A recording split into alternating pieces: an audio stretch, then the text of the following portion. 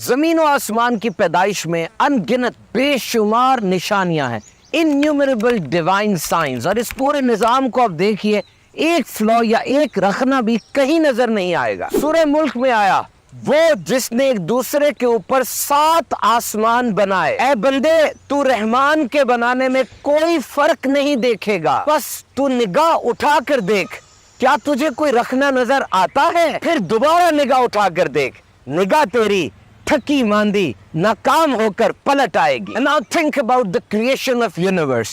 کائنات کی تخلیق کے حوالے سے سائنس کا نظریہ یہ ہے کہ یہ پوری کائنات 13.8 بلین ایئرز اولڈ ہے، 13.8 ارب سال پرانی، یہ سائنس یہ کہتی ہے۔ تو پھر اس سے پہلے کیا تھا؟ یعنی جب کوئی چیز نہیں تھی پھر ہی اس چیز کا وجود ہوا نا۔ تو from nothingness to this very big vast universe، کچھ بھی نہیں تھا، اور اب اتنی بڑی کائنات آ گئی جس میں اتنے سیارے ہیں، ایک اندازے کے مطابق 200 ملین بلین سیارے یہاں پر موجود ہیں۔ یہ کیسے ہوا؟ یاد رکھیے، no branch of science guides us about this origin۔ کوئی بھی برانچ آف سائنس ہمیں یہ نہیں بتاتی یہ سب کچھ آیا کہاں سے ہے تو صحیح، یہ سارے قوانین بنے ہوئے ہیں، لیکن یہ سب کچھ آیا کہاں سے؟ یہ ٹائم میٹر سپیس۔ اور جہاں سائنس خاموش ہے، دیکھیے قرآن مجید ہماری کیا رہنمائی فرما رہا ہے۔ سورۃ الانعام آیت نمبر 101، اور وہ بغیر کسی نمونے کے زمین و آسمان بنانے والا۔ جب بھی کوئی چیز بنانی ہوتی ہے نا، اس سے پہلے ایگزامپل چاہیے ہوتی ہے، کوئی نمونہ چاہیے ہوتا ہے کہ اس کو دیکھ کے کاپی کیا جائے۔ آپ نے کوئی موبائل فون بنانا ہے تو کوئی پرانا ماڈل اٹھائیں گے، اس جیسی چیز بنائیں گے، لیکن رب ہے وہ بغیر کسی نمونے کے یہ سب بنانے والا ہے۔ اور ہمیں روشنی چاہیے، ایک سوئی بنانی ہو یا بڑا جہاز بنانا ہو، we need light to manufacture، ہمیں روشنی چاہیے، اور رب اندھیروں میں صورتیں بناتا ہے۔ اور اس کا کام تو یہی ہے کہ جب کسی چیز کا ارادہ فرماتا ہے تو فرماتا ہے ہو جا، اور وہ ہو جاتی ہے۔ سورۃ الرعد میں آیا، اور تم فرماؤ آسمانوں اور زمین کا رب کون ہے، اور تم خود ہی فرماؤ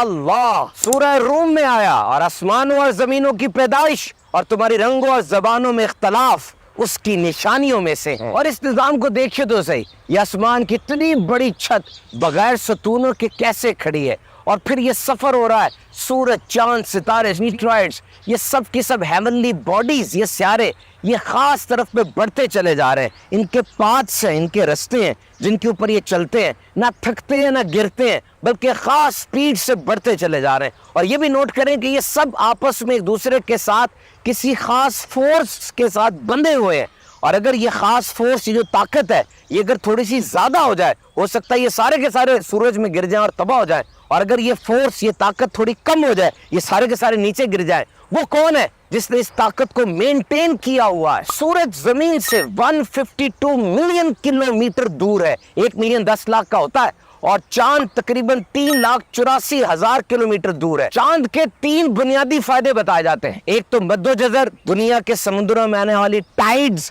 دوسرے کئی جانور ایسے ہیں، پرندے ایسے ہیں جو سورج کی روشنی کو دیکھ کر نیویگیٹ کرتے ہیں، اپنی ہجرت کرتے ہیں، اور پھر رات کے وقت اس کی روشنی بڑی بھلی لگتی ہے۔ Previously it was considered that sun was stationary, but now NASA has admitted that sun is on a voyage۔ پہلے یہ سمجھا جاتا تھا کہ سورج اپنی جگہ کھڑا ایک جگہ پر ہے، لیکن اب ناسا ہی ایڈمٹ کر رہا ہے کہ سورج تو ایک سفر میں ہے، اور قرآن مجید تو 1400 سال پہلے اس راز سے پردہ اٹھا چکا۔ سورہ رحمان میں آیا، اور سورج اور چاند حساب سے ہے، یعنی there is a geometrical sequence۔ اور سورہ یاسین میں آیا، اور سورج کو لائق نہیں کہ وہ چاند کو پکڑے، اور نہ رات دن پر سبقت لے جانے والی ہے، اور ہر ایک اپنے اپنے دائرے میں تیر رہا ہے۔ سورہ یاسین شریف میں آیا، سورج اپنے ٹھہرنے کے وقت تک چلتا رہے گا، اور یہ ایک زبردست علم والے کا مقرر کیا ہوا ہے۔ اور اتنا بڑا نظام کیسے ہو سکتا ہے بغیر کسی سپریم ایڈمنسٹریٹر کے چل رہا ہو؟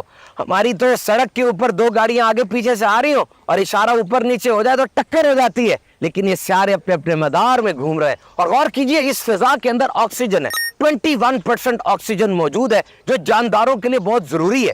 یہ خاص مقدار میں، پرسنٹیج میں آکسیجن باقی رہتی ہے، اس میں کمی نہیں ہوتی۔ ایک بابا جی کی سانس اکھڑنے لگی، ہسپتال میں گئے، سارا دن ہسپتال میں رہے، آکسیجن لگی، رات کو ہسپتال والوں نے بل دے دیا، جناب اتنے $، پے کرے۔ بابا جی نے بل دیکھا، رونے لگے۔ ہسپتال والوں نے پوچھا کیا ہوا؟ پیسے نہیں ہیں۔ بابا جی نے کہا پیسے ہیں، لیکن میں سوچ رہا ہوں 70 سال ہو گئے میں آکسیجن اندر لے کر جا رہا تھا، कोई बिल नहीं आया, आज एक दिन आपके पास रहा, आपने बिल पकड़ा दिया। तो ये सारे जानदार ये ऑक्सीजन अंदर लेकर जा रहे हैं। ये ऑक्सीजन फिजा से कम नहीं होती, एक दिन में हम 2000 लीटर ऑक्सीजन जिस्म में लेकर जाते हैं। और ये समुंदर, इनमें 22 लाख मुख्तलिफ किस्म के जानवर और पौधे दरियाफ्त हो चुके हैं, अभी पता नहीं कितने पड़े हैं। और इस समुद्र का पानी नमकीन होता है ना खारा होता है, और ये नमक इस पानी में इसके अंदर रहने वाले जानदारों के लिए कितना जरूरी है। और फिर जब ये मर जाते हैं इसी नमक के अंदर तहलील होकर जमीन में चले जाते हैं। सारा निजाम कितना जबरदस्त, परफेक्ट और अपनी जगह बेहतरीन है। पूरी दुनिया के दरख्तों को काट के देख लीजिए, अंदर लकड़ी ही है, लेकिन कहीं से पीले रंग का आम आता है, कहीं से ऑरेंज रंग का माल्टा आता है। इन सब फलों और सब्जियों का जायका भी अलग है, रंग भी अलग है। और लकड़ी देखें, एक ऊपर की तरफ जा रही है, इसे आप शाख कह देते हैं, एक नीचे की तरफ जा रही है, उसे आप जड़ कह देते हैं। लकड़ियां दोनों हैं। अगर उस लकड़ी की तबीयत का अपना कोई तकाजा होता, या तो ऊपर जाती है तो नीचे जाती। वो कौन है जो इस पूरे काम को संभाल रहा है? ये बादल को देखिए, ये एवरेज बादल 2 किलोमीटर क्रॉस, 2.5 किलोमीटर डीप और 200 मीटर लंबा होता है। और इसके अंदर 5 लाख लीटर से कहीं ज्यादा पानी मौजूद होता है। और ये पानी कतरा कतरा करके जमीन पर आता है बारिश में। अगर एकदम ये सारा पानी फट के नीचे आ जाए तो क्या हाल हो? क्या ये निशानियों में से नहीं है? ये पत्ते को देखिए, अगर बकरी खाए उससे दूध निकलता है, हिरन खाए उससे मुश्क यानी खुशबू आती है, और इस पत्ते पर रेशम का कीड़ा चले तो उससे रेशम आता है। Now there is one input, अगर एक इनपुट है तो आउटपुट भी एक होना चाहिए। लेकिन ये किसकी कुदरत है? बिलाशुबा कोई तो है जो निजाम हस्ती चला रहा है, वही खुदा है। ये फसलें, ये खाना, ये रिस्क की तकसीम का निजाम, आज दुनिया में 8 अरब इंसान बसते हैं और एक अंदाजे के मुताबिक 8.7 मिलियन यानी 87 लाख मुख्तलिफ किस्म के जानदार दुनिया में मौजूद है। इन्हें रिस्क फराहम होता है। आप एक गंदम के दाने की मिसाल लीजिए, जब वो कटता है और किस तरीके से तकसीम होता चला जाता है। जब उसकी कटाई होती है, कीड़ी आई, कोई परिंदा आया उठा के ले गया, फिर उसको बोरियों में बंद किया जाता है, बोरियों से गिरता है, कोई और जानवर आके ले गया, फिर जमींदार लोगों में तकसीम करता है, फिर अपने अनाज के गोदाम में लेकर जाता है, फिर रोटी बनती है। एक ही गंदम का दाना टूट टूट के कहाँ जा रहा होता है। कितना जबरदस्त और इम्पेक्केबल परफेक्ट डिस्ट्रीब्यूशन का निजाम है ये। तो कुरान मजीद से बरकतें हासिल कीजिए, तर्जुमा तफसीर के साथ पढ़ने की आदत बनाइए, अहदीस मुबारका को पढ़िए। याद रखिए, इस्लाम में हर मसले का हल मौजूद है। किसी नौ मुस्लिम से पूछा गया, तुमने इस्लाम क्यों कबूल किया? वो कहने लगा, अगर आप दीन इस्लाम को अच्छी तरह समझ लें, पढ़ लें, हो ही नहीं सकता कि आप मुसलमान ना हो जाए, क्योंकि ये दीन है इतना खूबसूरत। अल्लाह ताला हमें दीन इस्लाम पर इस्तकामत अता फरमाए।